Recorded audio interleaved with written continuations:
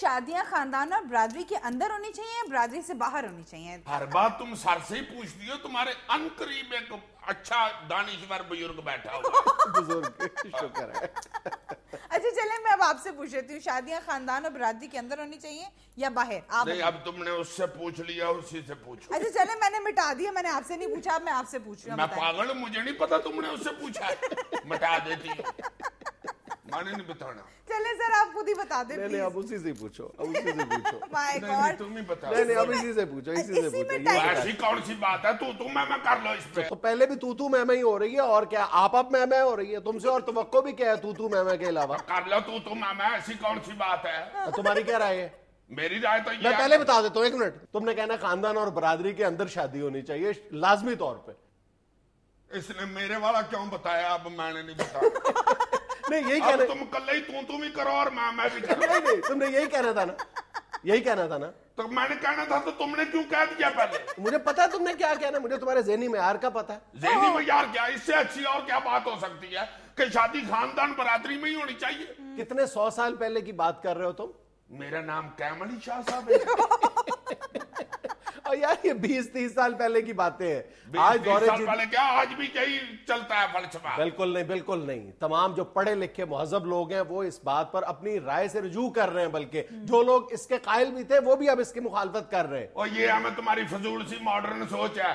خاندان کے برادری کے اندر شادیوں سے یہ ہوتا ہے کہ ہر چیز اس آنکھوں کے سامنے ہوتی ہے، کوئی چیز چھپی نہیں ہوتی. بندے کی ایچی بیچی کا پتہ ہوتا ہے، کوئی لوک لکا نہیں ہوتا، سب کا پتہ ہوتا ہے کہ یہ کون کیسے لوگ. گھما پھرا کے صرف ایک دلیل رہ جاتی ہے جی لڑکے اور لڑکی کا پتہ ہے، چونکہ وہ خاندان میں. میں تو ادھر بیٹھا. اور میں تمہیں دوسری بات یہ بھی بتا دوں کہ یہ اس موضوع کی صرف اس لیے حمایت کر رہے ہیں کہ اس کو خاندان سے باہر کسی نے لڑکی دینی نہیں تھی. نہیں صحیح ہے، مانو نا. ایسی بھی کوئی بات نہیں. 5-6 بہترین رشتے امیروں کے خوبصورت لڑکیوں کے میرے لیے آئے تھے. پھر وہ لڑکی والوں کو میں نہیں پسند آیا، وہ چلے گئے. صرف ایک ہی دلیل ہے کہ جی لڑکے لڑکی کا پتہ ہوتا. خدا کے بندے جب آپ رشتہ کرتے ہو، ایک تعلق قائم کرتے ہو، تو لڑکے اور لڑکی اگر خاندان یا برادری سے باہر ہے تو بھی آپ پتہ کروا سکتے ہو. اس کے متعلق جو بھی جانچ پڑتال ہے آسانی کے ساتھ ہو سکتی ہے. وہ غلط بتا دیتے ہیں نا. جب لڑکے والے دیکھنے جاتے ہیں یا لڑکی والے دیکھنے جاتے ہیں تو وہ اس کے سامنے بڑا سارا ڈرامہ کر دیتے ہیں، بڑا اچھا سا. کئی دفعہ ایسی ہوتا کہ کہہ دیتے ہیں جی لڑکی نے بی اے کیا ہوا، جی بی اے کیا ہوا. جب بیاہ کے گھر لے آؤ تو پتا چلتا جی میٹرک بھی فیل ہے. برادری کے باہر تو شادی کرنا دعانا لینے کے برابر ہے، یا چٹا نکلا یا لال نکلا. یار انتہائی فضول لاجک ہے تمہاری. اصل بات یہی ہے، تم مانو یا نہ مانو، کہ اس طرح کی شادیوں نے پورے ہمارے معاشرے کو گروہوں میں تقسیم کر کے رکھ دیا ہے. خاندان میں شادی کرنے کے فائدے 50,000 ہیں، خرچہ آدھا رہ جاتا ہے. آپ خاندان میں شادی کرتے ہیں، آدھے مہمان آپ کی طرف آ جاتے ہیں، آدھے مہمان ان کی طرف چلے جاتے ہیں. برات کا خرچہ ہی آتا رہ جاتا ہے. کہیں برات کا خرچہ بچاؤ، کہیں جائیداد بچاؤ، اور لڑکیوں کو اور لڑکوں کو گھر میں بٹھا کر بوڑھا کرتے چلے جاؤ کہ جی جوڑ کا رشتہ نہیں مل رہا. شاباش، بہت اچھی دلیل دے رہے ہو تم. وہ تو باہر سے شادی کرنے سے کون سا آپ جا کے جمن پرچی دیکھ لیتے ہیں لڑکی کی یا لڑکے کی، جتنی مرضی وہ عمر بتا دیں.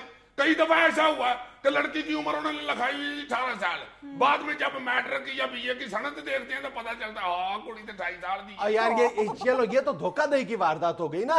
تم اصل میں دیکھ لو کہ یہ جو خاندان یا برادری کے اندر شادیوں کرنے کی جو شرط ہے، یہ کس قدر ہولناک قسم کے نتائج پر منتج ہوتی ہے. کبھی پتا چلتا ہے کہ جناب علی صرف بے جوڑ شادیوں کا انجام یہ ہوتا ہے کہ یعنی مجبوراً یہ کرنا پڑتا ہے کہ جی لڑکی جو ہے وہ 15 سال بڑی ہے، لڑکا چھوٹا ہے. اور کبھی یہ پتا چلتا ہے کہ جی لڑکا جو ہے اس نے ایم اے کیا ہوا ہے اور لڑکی جو ہے وہ میٹرک فیل ہے. یہ بے جوڑ شادیاں نہیں ہوتی. نہیں تو اگر ایم اے پاس لڑکی کی شادی میٹرک فیل لڑکے کے ساتھ ہو جائے تو ان کے گھر خرگوش پیدا ہوتی ہے. اور مزاق کو چھوڑو، سنجیدہ موضوع ہے. اور اب تو میرا خیال ہے کہ یہ جو خاندان کے اندر شادیوں کا جو رواج ہے، برادری کے اندر شادیوں کا رواج ہے، اس کی جو سب سے بڑی اس کی مخالفت میں جو دلیل دی جاتی ہے، اس سے تو میرا خیال ہے اب جاہل سے جاہل آدمی بھی آشنا ہو چکا ہے کہ میڈیکلی یہ کتنا غلط ٹرینڈ ہے. مطلب کزنز میرجز یا خاندان کے اندر شادیاں کرنے کے اتنے خطرناک نتائج برآمد ہو رہے ہیں جو وراثتی بیماریاں منتقل ہوتی ہیں. بچے کو پتہ چل چکا ہے اس کا، صرف تمہیں نہیں پتا. اچھا جی، صرف وراثتی بیماریاں ہی ہوتی ہیں، عقل دانش یا شعور نہیں ہوتا وراثتی؟